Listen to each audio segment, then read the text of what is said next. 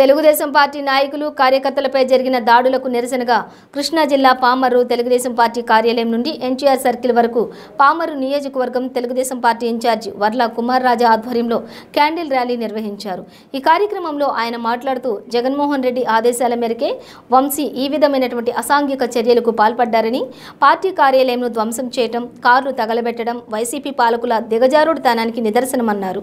తెలుగుదేశం పార్టీకి పెరుగుతున్నటువంటి ప్రజాదరణను చూసి ఓర్వలేక ఇటువంటి దాడులకు తెగబడ్డారని, మీ దాడులకు తెలుగుదేశం నాయకులు కార్యకర్తలు భయపడరని, రాబోయే రోజుల్లో ప్రజలే తగిన బుద్ధి చెప్తారని అన్నారు।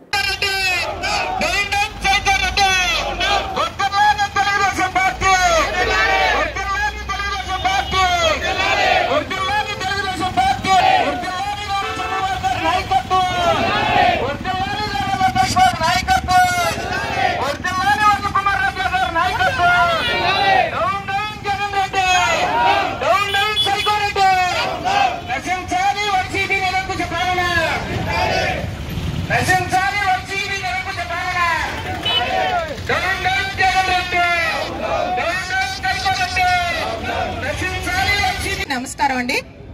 ఈ రోజు మనం క్యాండిల్ ర్యాలీ ఎందుకు చేసుకుంటామంటే, క్యాండిల్ ర్యాలీ ఏదైనా విషాద సంఘటన జరిగినప్పుడు, ఎవరికైనా అన్యాయం జరిగినప్పుడు ఈ క్యాండిల్ ర్యాలీని తెలియచేసి వాళ్ళకి నివాళులు అర్పించడానికి చేసుకుంటాం।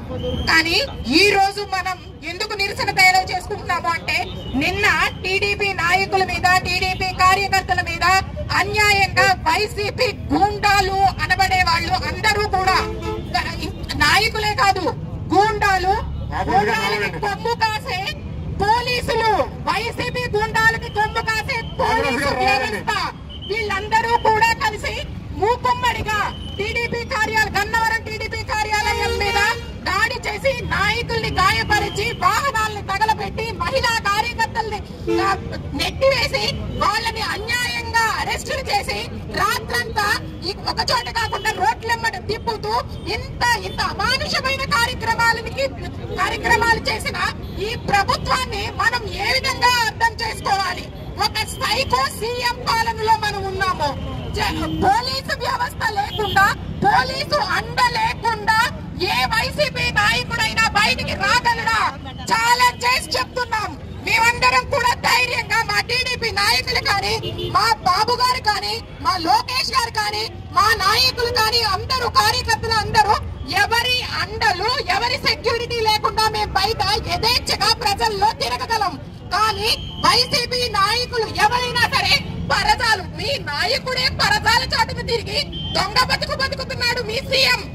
అలాంటి సీఎం చాటును ఉన్న మంత్రులు కానీ, ఎమ్మెల్యేలు కానీ, కార్యకర్తలు కానీ మీరందరూ కూడా పోలీసుల వలయంలో, పోలీసుల రక్షణలో వాళ్ళ చేతి కింద దాక్కుని దాడులు చేస్తూ మమ్మల్ని అమానుషంగా గాయపరుస్తూ, మీరు బతికే బతుకు ఒక బతుకా మీది?